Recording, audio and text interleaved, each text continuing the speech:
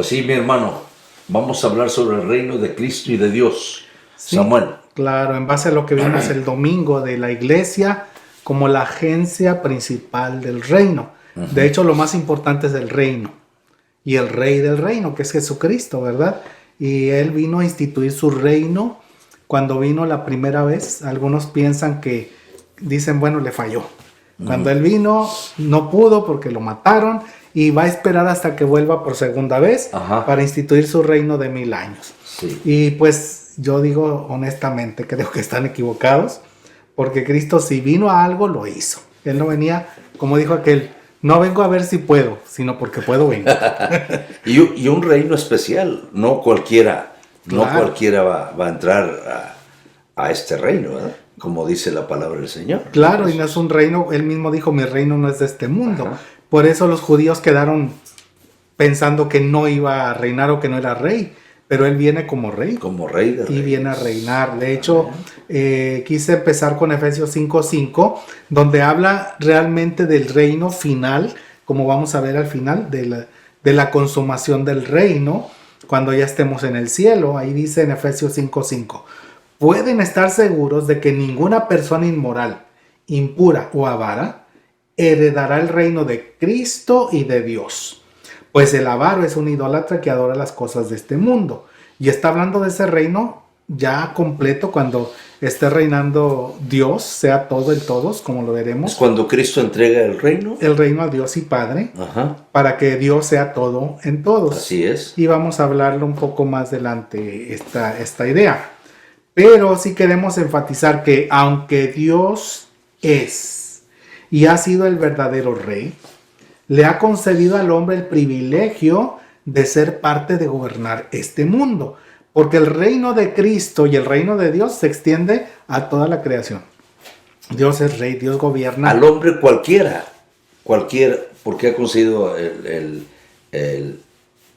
al hombre el privilegio de ser parte del gobernar este mundo. Es cierto, aunque el hombre perdió gran parte de esto, y vamos a ver por qué, pero el hombre, y hablo principalmente de Adán, a Adán se le dio el privilegio de gobernar, de ser el corregente, digámoslo así, el gobernante de este mundo con Dios, ¿verdad? Tanto que ahí en Génesis 1:26, ¿qué dice Dios? Dice, entonces Dios dijo, hagamos a los seres humanos a nuestra imagen para que sean como nosotros.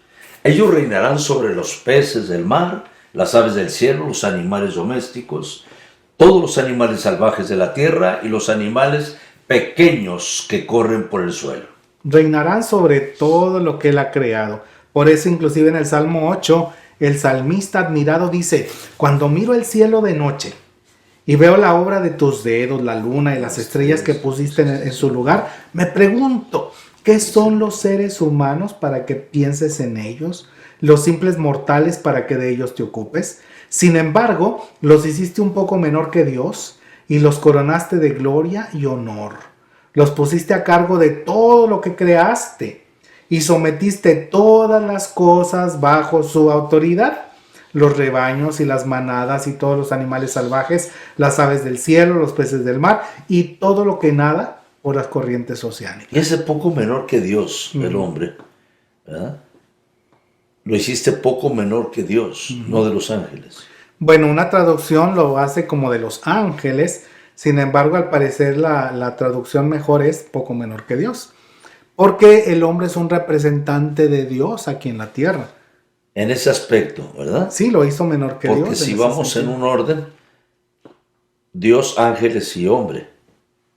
Bueno, los ángeles en un sentido son otro aspecto de la creación de Dios. Representantes. Porque los ángeles no fueron hechos a imagen de Dios, en un sentido. Ajá, ok. Pero el hombre sí. Ajá. Dios dijo, hagamos al hombre ¿qué? A nuestra imagen para que sea como nosotros. Entonces ellos no son parte de la promesa del Señor. Son parte del reino de Dios. Son parte, sí, pero... Y los que pecaron no van a recuperar la salvación o su estado antes de pecar. Entonces el trabajo de los ángeles no es predicar la palabra ni... ok. ¿No? El hombre es un ser especial, lo vemos porque ese fue hecho Y aunque en un sentido pudiéramos pensar que a lo mejor los ángeles son la imagen de Dios, realmente lo que enfatiza la Biblia es que el hombre fue hecho un poco menor que Dios, hecho a semejanza y a imagen Entonces de quiere Dios. decir que es una gran responsabilidad la que nos ha puesto a nosotros, Claro. ¿verdad? El problema es que en un sentido el hombre perdió ese reinado. Por eso vemos la crisis. Ya los animales no se le someten al hombre, No, lo ya, atacan. lo atacan. La creación cada día está peor, ¿verdad? Cada día más contaminación. Dice Pablo, la creación gime queriendo la redención. Hombre con hombre se matan, se pelean, acaban. ¿Por qué? Porque al pecar el hombre, entregó, entre comillas, entregó el gobierno del mundo al diablo. Sí, como lo dice la palabra del Señor. Dice que luego el diablo lo llevó a la cima de una montaña muy alta y le mostró todos los reinos del mundo y la gloria que hay en ellos. Te daré todo esto, dijo, si te arrodillas y me adoras. Vete de aquí, Satanás, dijo Jesús, porque las escrituras dicen, adora al Señor tu Dios y sírvele solamente a Él, ¿verdad? Te daré todo esto, le dijo el diablo a Jesús. Si el diablo no tuviera la autoridad o el gobierno de ese mundo, Cristo le hubiera dicho, no seas mentiroso, Satanás, no te pertenece. Pero en un sentido, cuando el diablo tentó al hombre, el hombre cuando decidió obedecer al diablo, lo hizo su Dios. O sea, se sometió al diablo, a los deseos del diablo. Y en un sentido, si lo viéramos desde ese punto de vista, le firmó el gobierno del mundo, o sea, le cedió los papeles y le dijo, diablo, ahora tú mandas. Aparentemente el hombre era dueño. No dueño, era, por eso dijimos que Dios le dio el privilegio de administrar, de gobernar junto con él, porque Dios nunca ha dejado su creación, ¿verdad? Sigue siendo el Rey de Reyes, Señor de Señores. Y tenía que ser así, definitivamente, para que se distinguiera entre lo bueno y lo malo. Bueno, Dios permitió la entrada del pecado al mundo, pero el hombre otra vez, el hombre había sido a su imagen y semejanza, el hombre tenía la autoridad del gobierno, el reinado sobre todo, fue hecho rey, digamos, de todo esto, pero él renunció y le entregó su reinado, lo ponemos entre comillas, al diablo. Ahora el diablo es el rey, el príncipe de este mundo. Por eso Efesios 6:12 dice, pues no luchamos contra enemigos de carne y hueso, sino contra gobernadores malignos y autoridades del mundo invisible. Así es. Contra fuerzas poderosas de este mundo tenebroso y contra espíritus malignos de los lugares celestiales. La versión 60 dice de los lugares celestes. Algunos dirán, ¿entonces está en el cielo? No, recuerden que los judíos pensaban en 3 cielos. El cielo de las aves, el de los astros y el donde Dios vive. No está hablando del lugar donde Dios vive. Está hablando de los aires, como también otro versículo dice, en los aires, ¿verdad? Hablando de este. En los cielos, ¿verdad? Que no vemos, pero lugares espirituales, digámoslo así. El diablo gobierna y tiene autoridad. Tanto que dice Efesios 2:2, hablando de dice, los creyentes. Vivían en pecado, igual que el resto de la gente, obedeciendo al diablo, el líder de los poderes del mundo invisible, quien es el espíritu que actúa en el corazón de los que se niegan a obedecer a Dios. Y ahí encontramos el reino. Dios estableció su reino cuando creó al hombre. El hombre era su corregente, ¿verdad? El rey adjunto, digamos, Dios le concedió el privilegio de gobernar sobre lo creado. El hombre, cuando se sometió al diablo, cuando obedeció al diablo, se sometió a él.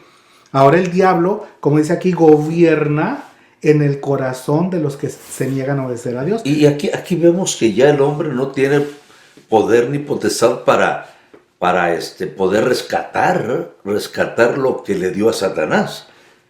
Él mismo quedó esclavo del reino de las tinieblas. Y eso es lo que vemos, que era necesaria la redención. Por eso, para eso vino Cristo. Yo le pongo aquí en el estudio, entre comillas, disfrazado. Para recuperar el reino del usurpador, de aquel que lo había usurpado.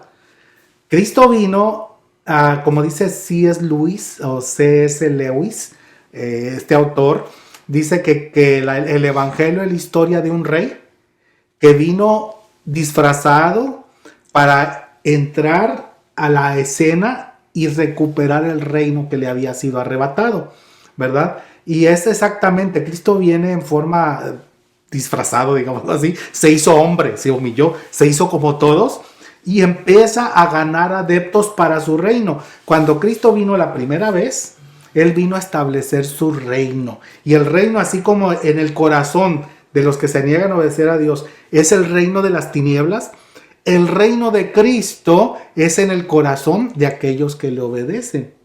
De tal manera que ahí en Lucas 11, 20 al 22, dice Jesús, ¿qué dice? Pero si yo expulso a los demonios por el poder de Dios, entonces el reino de Dios ha llegado y está entre ustedes. Cuando un hombre fuerte como Satanás está armado y protege su palacio, sus posesiones están seguras, claro, hasta que alguien aún más fuerte lo ataca y lo vence, le quita sus armas y se lleva sus pertenencias en relación al diablo. Exacto, el diablo se creía, ¿verdad? Yo tengo el control, la autoridad, el poder. Cuando viene Jesús, lo mata, según él, acaba con Jesús. Tiene que ser alguien más fuerte que el poder Cristo satánico. Resucita.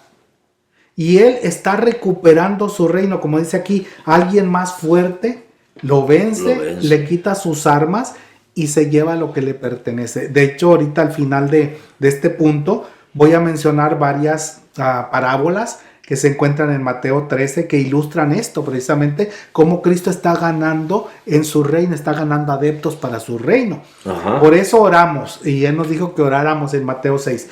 Dice, oren más o menos así: Padre nuestro que estás en los cielos, santificado sea tu nombre, venga tu reino y cúmplase en la tierra tu voluntad como se cumple en el cielo. Muchos piensan que oramos para que venga su reino a futuro. No, está hablando de su reino en los corazones. Señor, que venga tu reino para que tu voluntad se haga en la tierra como se hace en el cielo. Que la gente aprenda a obedecerte, que seamos los creyentes, aprendemos y debemos aprender a obedecer, como la semana pasada veíamos que en el mensaje, antepasada, perdón, veíamos que aunque era hijo, aprendió lo que es obedecer a través del sufrimiento, o lo que cuesta obedecer por medio del sufrimiento.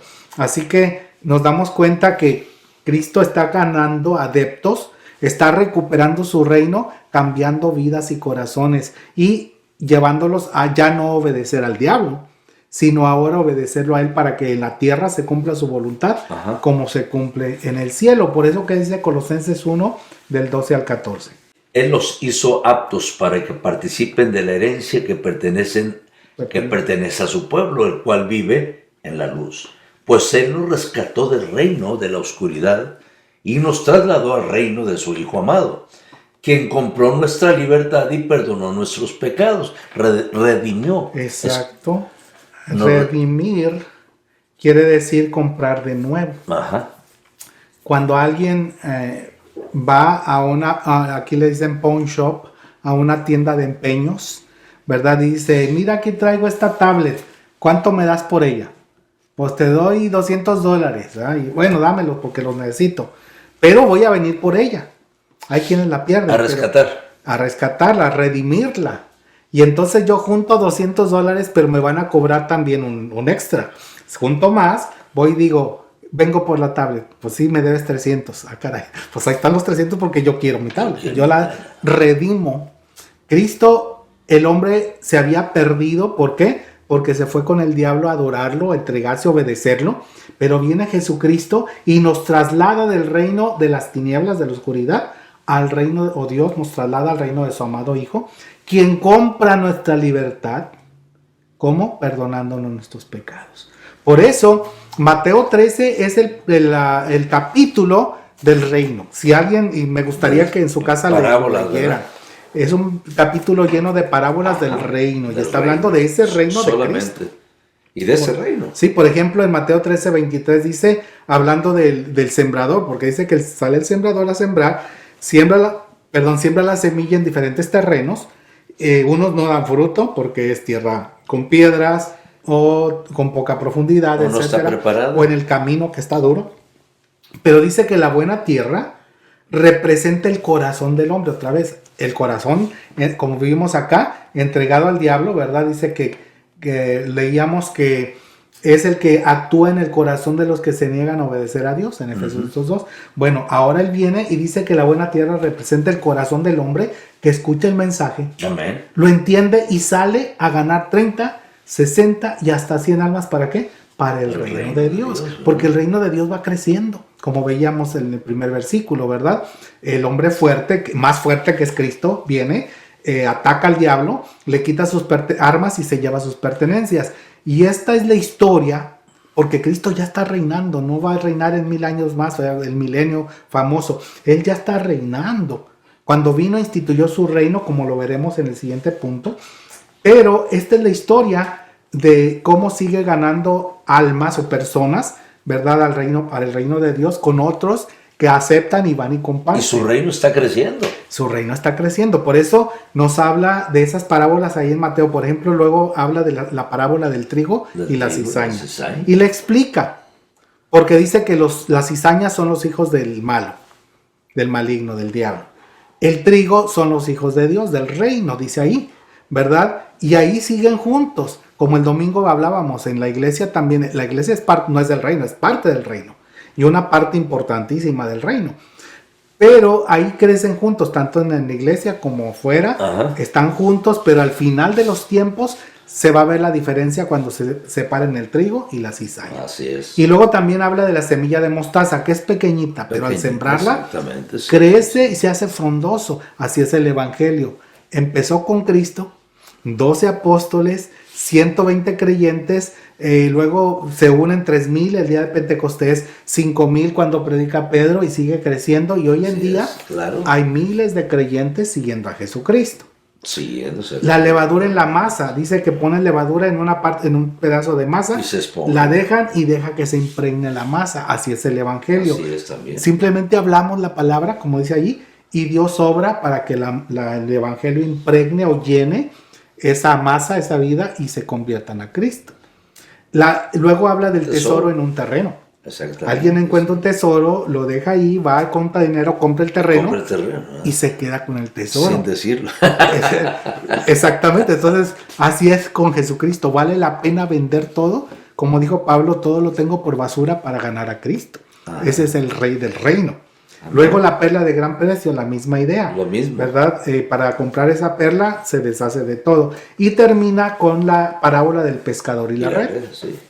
El pescador va, saca peces de todo tipo y luego los aparta. Y unos van al lugar bueno y otros al lugar malo, ¿verdad? Exactamente. Como diría en el capítulo 25, pondrá unos a su derecha y otros a su izquierda y dirá, vengan benditos de mi Padre, y a otros, apártense de mí por la eternidad. Pero esta es la historia del reino. Cristo está reinando. Punto 4. Cristo ya está reinando. Y a su tiempo va a entregar el reino al Dios y Padre. Que este tiempo ya se está acercando. Sí, cada vez más vemos la segunda venida de Cristo más cercana, ¿verdad? Ahí en Hechos 2, 34 al 36 nos enfatiza cómo desde que Cristo resucitó y llegó al cielo, fue hecho rey, Señor y Cristo, fue hecho rey. ¿Qué dice Dios Hechos 2? Le dijo a mi Señor el Mesías, siéntate a la derecha de mi trono hasta que yo derrote a tus enemigos.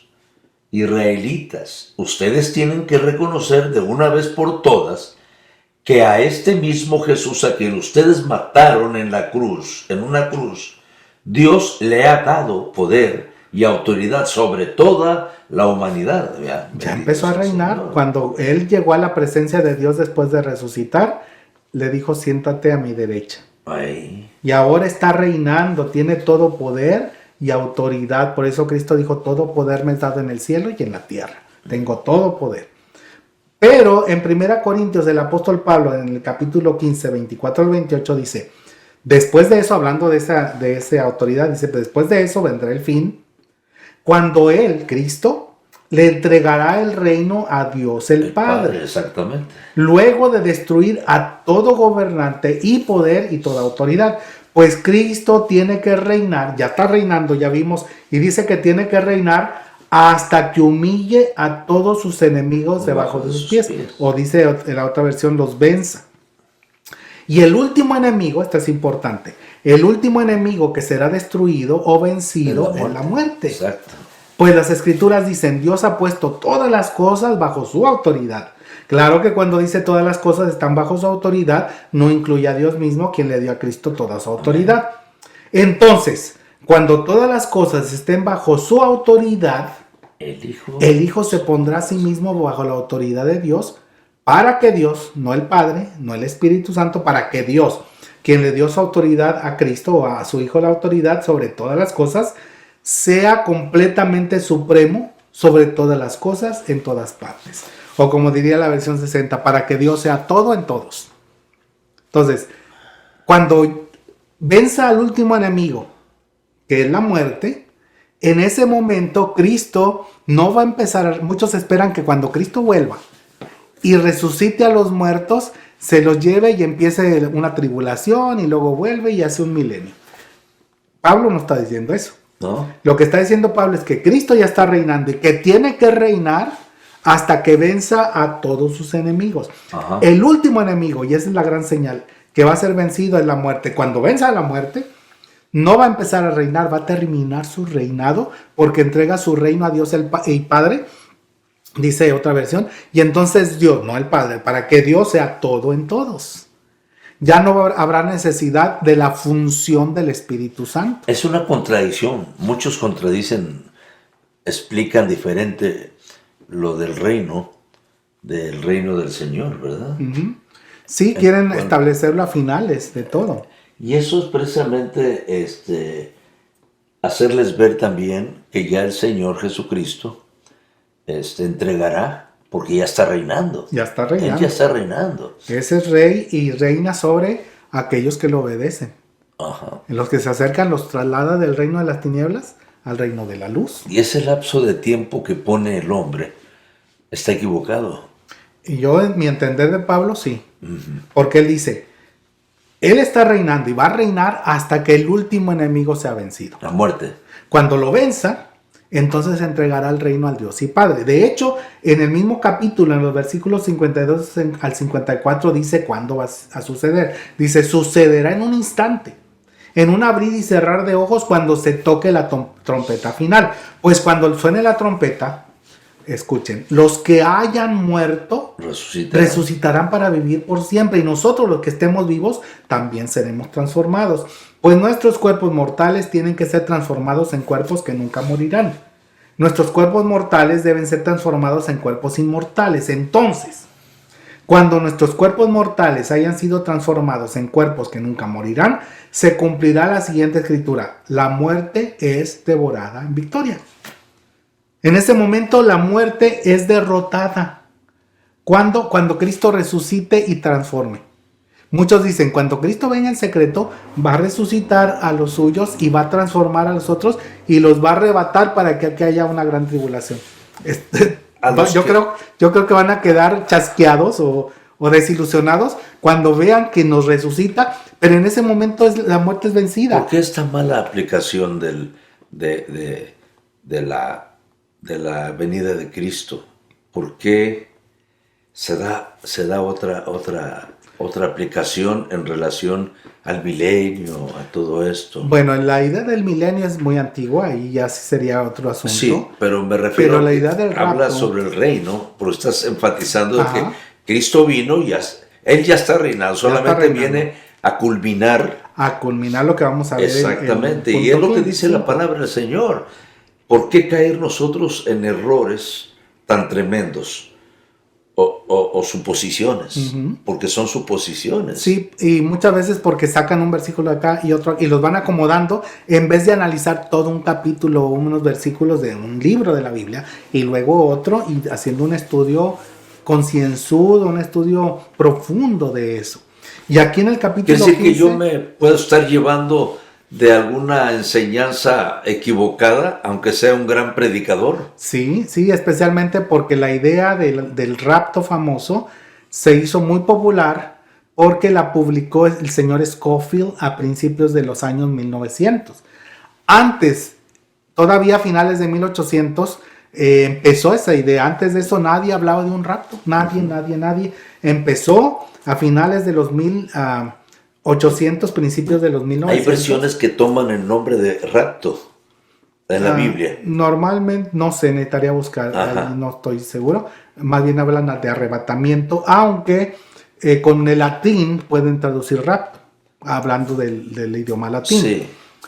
Pero esa idea de un rapto secreto no se decía antes de los 1800. Nadie la creía, nadie la hablaba. Empezó, ¿verdad? Cuando se empezó a hablar de la doctrina de idea dispensacionalista y luego se siguió popularizando con el señor Scofield y ahorita todo el mundo cree que es lo que la Biblia dice. Pero aquí viendo lo que Pablo dice, no, dice él, en el momento en que resuciten, no es para empezar un 7 años de tribulación o 1000 años de gobierno. Es para terminar el gobierno de Cristo, porque en el momento en que venza a la muerte, que es el último enemigo, lo que va a hacer es que entregará el reino al Dios. ¿Cuándo empieza el reino de Cristo aquí en esta tierra? Ya empezó, cuando Cristo vino por primera ¿Cuándo vez. empezó el reino de Cristo? Cuando Cristo llegó a la presencia del Padre después de resucitar y se le dio todo poder, gloria y autoridad. Él está ahorita a la diestra de Dios Padre. Y está reinando y está gobernando. Y lo hace también a través de su Espíritu De su Santo. Espíritu Santo. Por eso Él mandó su Espíritu Santo. Y te pongo esto, Samuel, para que enfatices precisamente,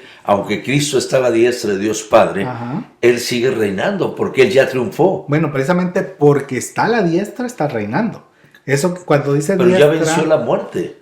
Él, por eso es Rey de Reyes y Señor de Exactamente. Señores. Pero cuando Él venza, porque él la venció Él, pero cuando la venza, arrebata. Por eso lo leíamos acá hablando del diablo, que dice que cuando otro más fuerte lo ataca, lo vence y le quita sus armas, es cuando ya se acaba todo. Pero va a haber una tremenda lucha, ¿verdad? Bueno, la gran tribulación vendrá antes de que resucitemos.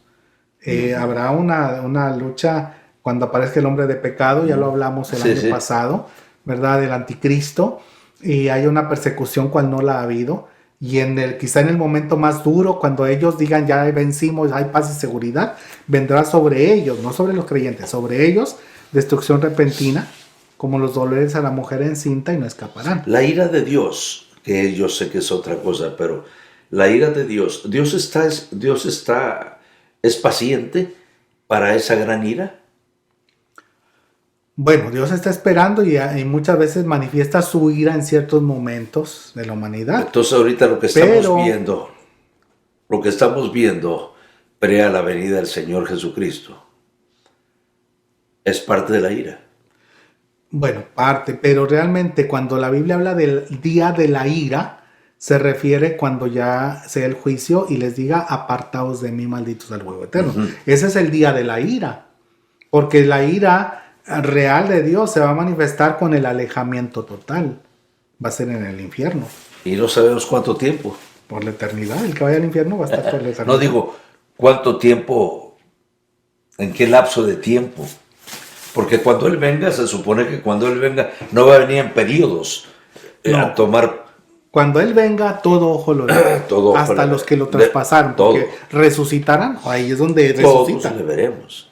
Entonces, los creyentes vivos serán transformados, los creyentes muertos serán resucitados y nos seremos elevados para estar con el Señor no 7 años, sino, dice ahí, para siempre con el Señor. Mientras acá, según Pedro, dice que habrá un gran incendio, porque todos tienen que morir. Está establecido que todos mueran. Hay excepciones para los creyentes, como sabemos de Enoc y Elías. Entonces los creyentes que estén vivos cuando Cristo venga no van a morir, son los únicos, excepción. Pero todos los que no son creyentes tienen que morir, porque está establecido que mueran. Así que habrá un gran incendio en que morirán todos para luego inmediatamente ser levantados y puestos unos a la derecha y otros a la izquierda.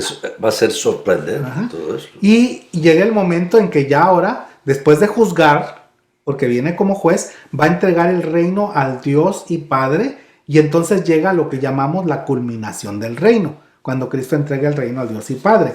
Dice 1 Corintios 15, 28, que dice: entonces, cuando todas las cosas estén bajo su autoridad, el Hijo se pondrá a sí mismo bajo la autoridad de Dios, para que Dios, quien le dio a su Hijo la autoridad sobre todas las cosas, sea completamente supremo sobre todas las cosas en todas partes. O diría la versión 60, para que Dios sea todo en todos. De tal manera que ahí va a estar Cristo, sin embargo ya no va a tener su función de salvador, ya no necesita salvar a nadie. Ya no. Ahí va a estar el Espíritu Santo, pero ya no necesita santificar a nadie, ya ni convencer a nadie de pecado, justicia. O sea, ya terminó. Entonces va a ser Dios quien va a ser todo en todos. Terminó su reino aquí en esta tierra. Y termina el reinado de Cristo como Cristo, reinando al lado del Padre. Ahora Dios tiene toda la autoridad y el gobierno. Dios, que es el Padre, el Hijo y el Espíritu Santo, pero ya no se necesita. Como algunos entonces están dividiendo, ¿verdad? Dios, Cristo y Espíritu Santo. Y son tres personas y van a seguir siendo tres personas. Definitivamente. Pero la función ya no va a ser la que realizan ahora. No. Porque no necesita santificar, porque no necesita salvar. Por eso Dios será todo en todos. No el Padre, no el Hijo, no el Espíritu Santo. Ya no va a haber redención. Sino Dios. Ya estamos redimidos. Ya estamos redimidos. Por eso llega el momento en que Apocalipsis dice: entonces el séptimo ángel tocó la trompeta y hubo fuertes voces que gritaban en el cielo: ahora el mundo ya es el reino de nuestro Señor y de su Cristo, y Él reinará por siempre y para siempre. Por eso empezamos llamando a este estudio el reino de Cristo y de Dios, o de Dios y de Cristo. Y por eso leíamos el versículo de Efesios 5:5, donde se pueden estar seguros de que ninguna persona inmoral, impura o avara heredará el reino de Cristo y de Dios. Pues el avaro es un idólatra que adora las cosas de este mundo. O sea, está obedeciendo al diablo. Pero el creyente ahora es parte del reino de Cristo. Busca obedecer a Cristo, busca agradar a Cristo. Y Cristo sigue trabajando en su vida. Entonces Satanás no duerme. Satanás está al tanto para no dejarse vencer. Sin embargo, otra vez, el Satanás es una criatura. No tiene comparación ni es... como diríamos, competencia para Dios. Simplemente Dios le ha dejado, después de que el hombre pecó, él entregó el título de autoridad.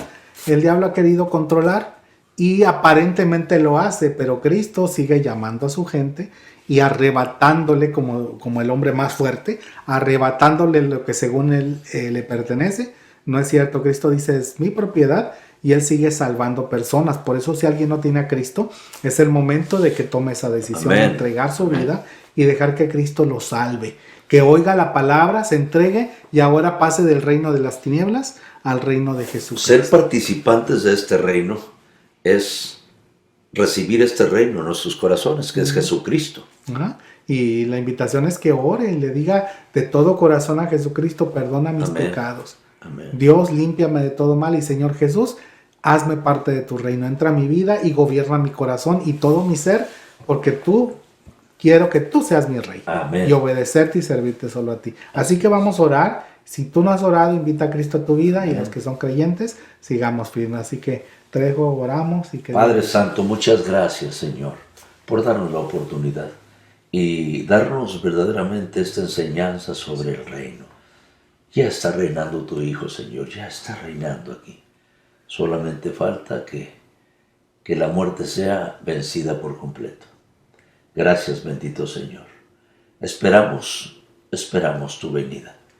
Y esperamos seguir predicando tu palabra, porque hay tiempo para que el reino se amplifique más y más y muchos entren al reino tuyo, Padre. Predicando esta palabra hermosa a cada uno de aquellos que no tienen este privilegio de tu Hijo Jesucristo en sus corazones. Muchas gracias, Señor. Gracias, en el nombre de Cristo. Amén. Amén. Que Dios te bendiga y tengan un bonito tiempo. Dios les bendiga, hermanos.